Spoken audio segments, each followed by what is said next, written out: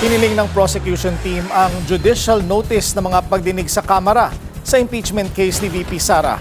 Ito ang pagtanggap sa mga transcript at recording bilang facts o katotohanan kung saan hindi required ang formal presentation of evidence. May epekto kaya ito sa paglilitis? Alamin natin sa agenda report ni Dexter Ganibe. Live mula sa Senado. Dexter.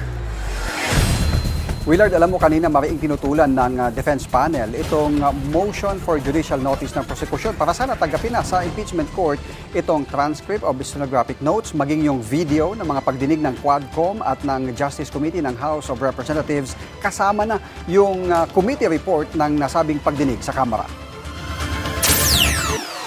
Si Attorney Christine Ferrer ng Defense Panel ang naghayag sa open court kaninang hapon ng kanilang pagtanggi sa alok na judicial notice. 3 punto ang binigyang diin niya sa impeachment court na paninindigan ng depensa. Una, hindi niya maari ang judicial notice doon sa mga pinagtatalunang usapin o issue. Pangalawa, dapat mabigyan ang respondent na si VP Sara ng marinig yung kanyang panig sa pamamagitan ng cross-examination bago tanggapin ng korte ang mga bagay sa nasabing mga pagdinig bilang ebidensya ng prosekusyon. At pangatlo, binanggit niya yung kanilang petisyon sa Korte Suprema na una ng kanina lang na ibasura na kumukwestiyon sa naging pagdinig ng House Justice Committee na tinawag ng depensa na isang mini trial.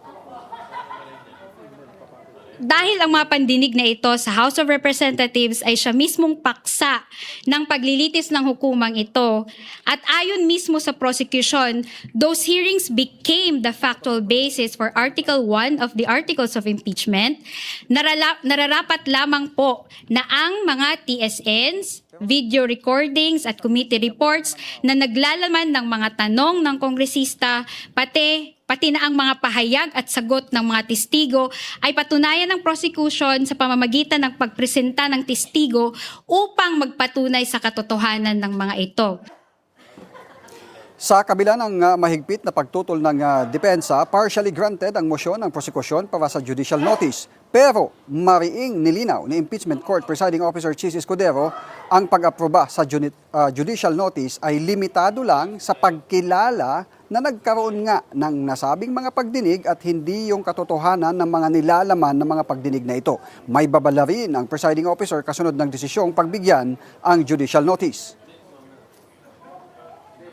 The prosecution is therefore expressly, it says warned here, but I would rather say reminded, that judicial notice shall not be used as a vehicle to place into the record substantive contents of the transcripts, recordings, or committee report. It is not a substitute for the presentation and formal offer of competent evidence, nor does it dispense with the applicable rules on authentication, hearsay, relevance, and the right of the respondent to object and confront the evidence presented against her.